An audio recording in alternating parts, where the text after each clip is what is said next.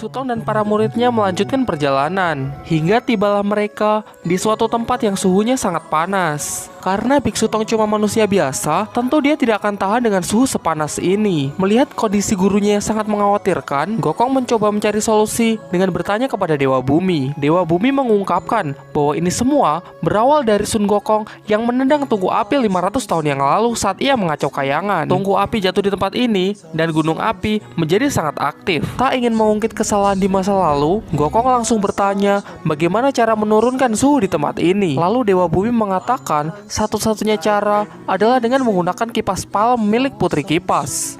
Untuk memulihkan tenaga, mereka pun beristirahat di sebuah kuil. Sebagai informasi guys, Sun Gokong sangat tidak tahan dengan panas. Ya mungkin karena faktor kelelahan juga, dia pun tertidur. Di dalam tidurnya, Gokong pun memasuki alam mimpi. Di dalam mimpinya, dia bertemu dengan siluman mimpi. Lalu mereka pun terlibat dalam perkelahian. Dan di luar dugaan, siluman itu ternyata sangat kuat. Sun Gokong pun dibuatnya kewalahan. Di dunia nyata, semua orang terlihat panik karena Sun Gokong meronta-ronta dalam tidurnya. Untunglah dia bisa sadar dan keluar dari alam mimpi. Lalu Gokong menceritakan apa yang baru saja ia alami. Kini ia berniat untuk mencari Putri Kipas dan meminjam kipas palemnya. Dengan harapan mereka bisa segera melewati tempat ini. Sebelum pergi, Gokong mengingatkan, jangan sampai ada orang yang tertidur. Karena meskipun siluman ini sangat kuat, di dunia nyata dia tidak bisa berbuat apa-apa. Baik guru, aku berangkat. Singkat cerita, sampailah Gokong di tempat Putri Kipas. Di sana, dia juga bertemu dengan Hang Haiji, yaitu putra dari siluman kerbau dan Putri Kipas yang terkenal sangat nakal. Kemudian Gokong menceritakan semua musibah yang telah ia alami. Dan di sini dia berniat untuk meminjam kipas palem. Awalnya Putri Kipas dengan senang hati meminjamkannya. Tapi Hang Haiji sangat nakal, dia langsung merebutnya. Berikan biar paman belikan yang lain ya. Kau ini mengaku sebagai kerasak, tidak tahu malu, ngaku-ngaku saudara, menyebut-nyebut paman. Sudah cukup bocah tengik. Pada akhirnya Sun Gokong malah berakhir dengan terhisap ke dalam kendi milik Hang Haiji. Tidak berhenti sampai di situ, Hang Haiji memainkannya dengan menendangnya ke sana kemari, hingga ibunya menyusulnya dan memintanya agar melepaskan Sun Gokong. Tapi Hang Haiji menolaknya. Dia terus memainkannya hingga terlempar mengenai ayahnya sendiri. Melihat suaminya bersama perempuan lain, Putri Kipas langsung menghampirinya dan langsung memarahinya. Bukannya minta maaf karena ketahuan selingkuh, siluman kerbau pun malah melawannya. Dan sekarang pertarungan suami istri pun terjadi. Wah, keluarga ini benar-benar kacau guys. Siluman kerbau kena pukul, dia sampai menabrak kendi milik Hang Haiji. Alhasil, semua orang yang terperangkap di dalamnya pun keluar, termasuk Sun Gokong. Tapi benar-benar apes, begitu keluar, Hang Haiji langsung mengipasnya hingga dia terlempar. Tidak ingin pulang dengan tangan kosong, Gokong pun merubah wujudnya menjadi seekor lalat. Lalu dia menyelinap di dalam minuman dan masuk ke dalam perut Putri Kipas. Ia pun mengancam Hang Haiji kalau sampai dia tidak memberikan kipasnya, maka dia akan menghancurkan perut ibunya. Tapi ternyata cara ini juga tidak berhasil. Ternyata Hang Haiji sama sekali tidak peduli dengan ibunya. Dan tentu saja itu cuma ancaman guys. Dia tidak akan benar-benar menyakiti Putri Kipas karena dia sudah menganggapnya seperti saudara sendiri. Tapi begitu keluar, Hang Haiji lagi-lagi mengipasnya dengan kipas palem. Tidak main-main, Sun Gokong pun langsung terlempar. Di sisi lain, Biksu Tong pun tertidur dan dia memasuki alam mimpi. Dan tentu saja di sana siluman mimpi telah menunggunya. Untunglah di saat yang bersamaan, Sun Gokong pun telah kembali. Dan kini mereka bertiga berusaha memasuki alam mimpi demi menyelamatkan gurunya. Lalu Sun Gokong bersalto ke sana kemari dengan harapan dia lelah, kemudian mengantuk dan tidur. Karena tidur adalah satu-satunya jalan untuk memasuki alam mimpi.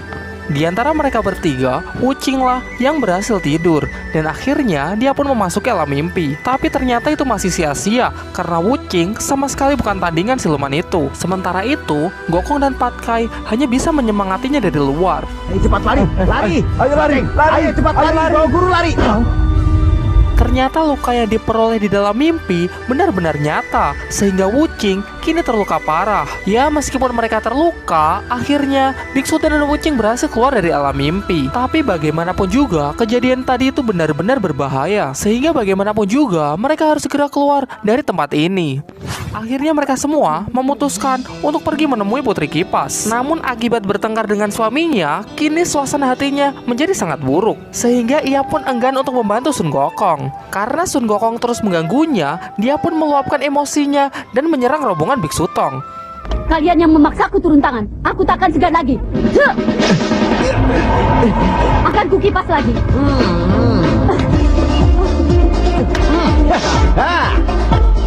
Kena tipu, kena tipu. Wah, ternyata ini adalah bagian dari rencana mereka. Kini kipas palam pun berhasil diambil meskipun menggunakan cara paksa. Tentu Gokong tidak melewatkan kesempatan ini. Dia langsung pergi ke pusat api dan mengipasnya menggunakan kipas palam. Tapi panas tak kunjung reda. Di tengah usahanya, Sun Gokong malah terkena sambaran api. Seakan-akan gunung itu melakukan perlawanan. Meskipun api tak sampai melukainya, asap yang ditimbulkan cukup untuk melukai matanya. Kemudian Gokong mengungkapkan bahwa dia tidak pernah takut kepada langit dan bumi. Tetapi, dia sangat lemah terhadap api dan asap.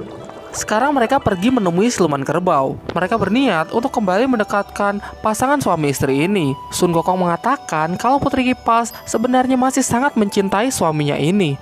Namun ternyata siluman kerbau meragukan hal itu. Hingga pada akhirnya mereka pun sepakat untuk membuat sebuah taruhan di mana mereka akan membuat sebuah sandiwara. Siluman kerbau mengubah wujudnya menjadi seekor kerbau jantan. Kemudian ia mengaku bahwa dia sudah tidak bisa kembali ke wujud semulanya lagi.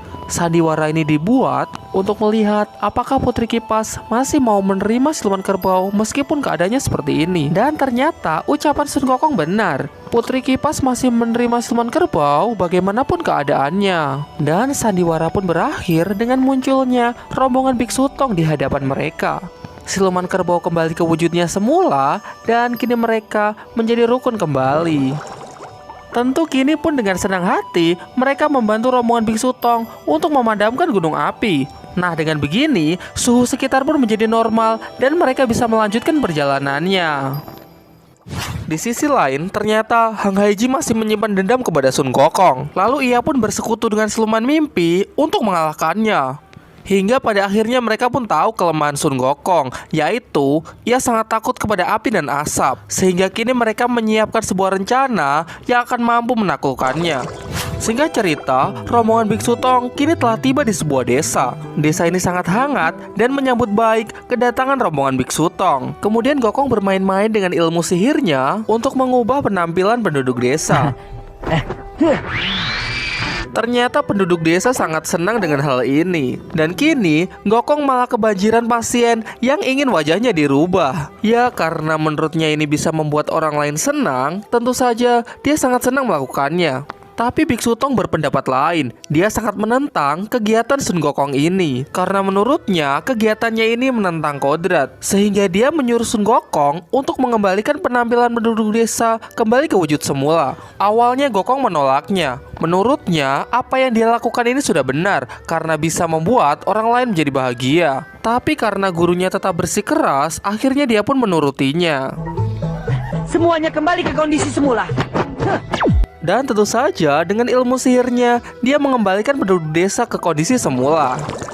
Tapi setelah itu dia ngambek dan berdiam diri di sebuah tebing. Tak tega dengan hal itu, biksu Tong pun menyusulnya dan mencoba mengajak dia kembali. Tapi di saat yang bersamaan, Hang Haiji datang dan mengencingi tubuh Sun Gokong. Awalnya Gokong menuruti gurunya dan tidak terpancing dengan kelakuan Hang Haiji. Hingga pada akhirnya emosinya tersulut dan dia malah mengejar Hang Haiji.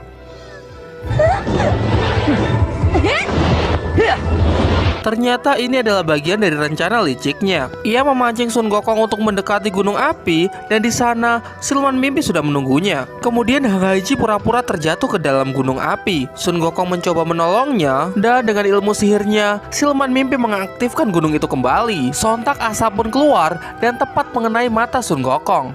Tidak berhenti sampai di situ, Hang Haiji menyemburnya dengan jurus apinya.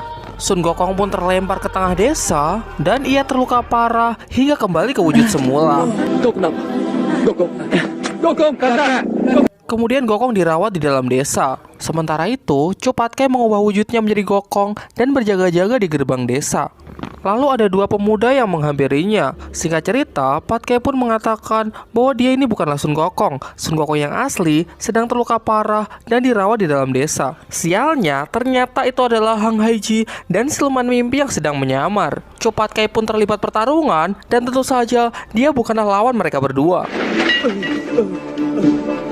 Lalu kepala desa pergi menemui Biksu Tong dan dia menyuruh Biksu Tong untuk segera pergi dari desa ini.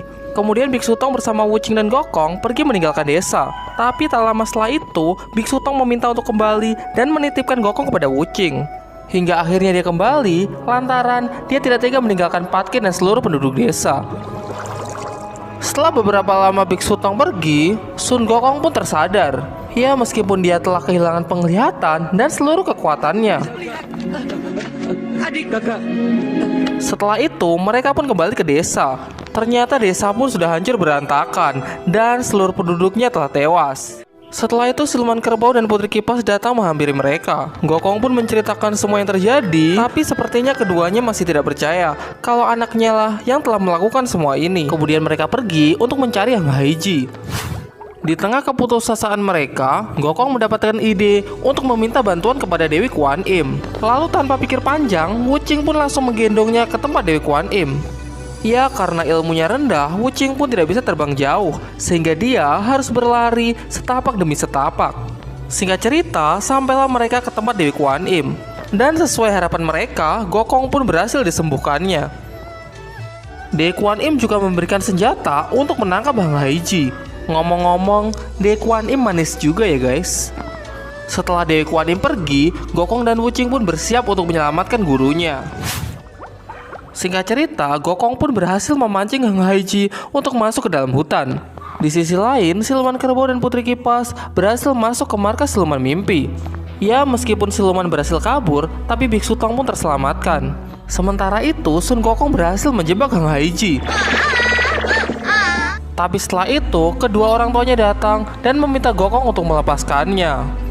Putri kipas membawa anaknya pulang meskipun dalam keadaan tak sadarkan diri.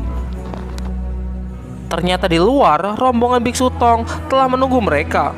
Mereka secara langsung diperintahkan Dewi Kuan Im untuk membawa Hang Haiji. Tentu sebagai orang tua, mereka memohon kepada Gokong untuk melepaskan anaknya. Tapi Gokong mengatakan kalau dia juga tidak bisa berbuat apa-apa karena ini adalah perintah langsung dari Dewi Kuan Im. Terlebih lagi, Hang Haiji kesalahannya sudah terlalu besar. Gokong tidak mengubris mereka dan dia langsung menyeret Hang Haiji. Tapi anehnya, Hang Haiji tetap tidak sadarkan diri. Ternyata semua ini adalah ulah siluman mimpi. Dia menyandera Hang Haiji dengan harapan bisa mendapatkan Biksu Tong. Singkat cerita, semuanya pun berhasil masuk ke dalam alam mimpi. Tapi tak ada satupun orang yang bisa mengalahkan siluman mimpi. Dan Biksu Tong pun benar-benar cuma bisa membantu dengan doa. Tapi di luar dugaan, doa itu mampu melemahkan siluman mimpi. Semua orang mengikutinya, dan akhirnya siluman mimpi pun dapat dikalahkan. Alhasil, mereka pun semua tersadar dan keluar dari alam mimpi. Akibat kejadian itu, Hang Haiji kini mengakui semua kesalahannya. Dia bersungguh-sungguh ingin bertobat dan menerima apapun hukumannya. Kini dia menjadi pengikut Buddha dan mengabdi kepada Dewi Kuan Im. Dan cerita pun berakhir guys. Untuk menuju tempat Dewi Kuan Im, Hang Haiji berjalan dan akan bersujud setiap 5 langkah. Menyaksikan putranya melakukan hal itu, hati dari kedua orang tua ini bagaikan tersayat-sayat. Seketika Gumoong pun mengikrarkan janjinya bahwa ia akan hidup rukun dan tidak akan pernah main wanita lagi.